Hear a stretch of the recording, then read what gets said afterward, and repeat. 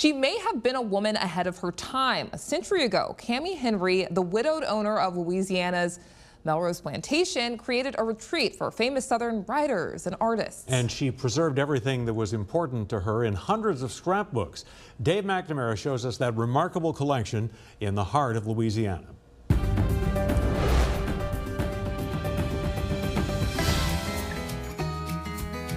These library shelves are filled with hundreds of boxes that contain the personal letters, photographs, and memorabilia collected by Cammie G. Henry. We're starting in the late 1880s and going to, I think she died in 1948.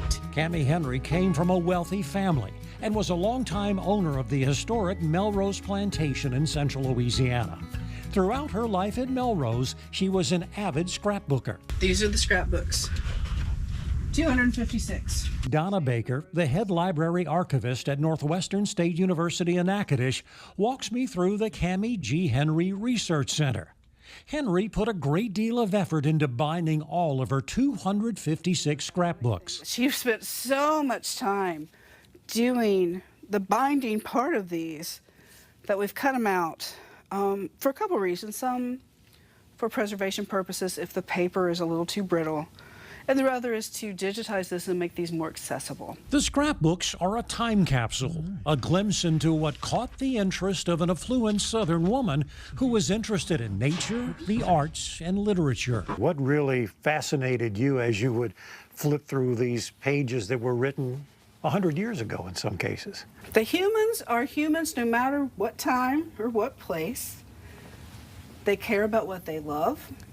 They care about their families. They talk about issues of taxes and cost and what's going on with their neighbors. Some of the well-known Southern writers of the early 20th century, like Lyle Saxon and William Faulkner, were attracted to Melrose, which Henry turned into an artist retreat. Here they could live comfortably as they worked. You were not to sit on your laurels and just enjoy her hospitality. She really was trying to push and to coach you to be the best artist you could be. Melrose was also home to self-taught folk artist Clementine Hunter, who worked as a cook for Henry. Some of Hunter's artwork is still displayed at Melrose. Now, Cammie Henry's memories of the writers and artists who flourished at Melrose are filed away in the university archives in nearby Natchitoches. She herself was not necessarily creative in that way, but she did want to nurture that. She had the leisure, she had the resources, and she had the gumption, if you will, to follow those interests where they would. And now researchers can immerse themselves in Cammie Henry's world.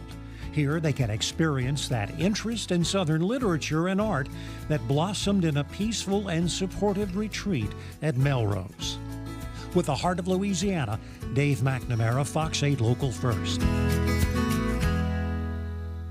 To find out more about Cammie Henry and Melrose Plantation, log on to heartoflouisiana.com.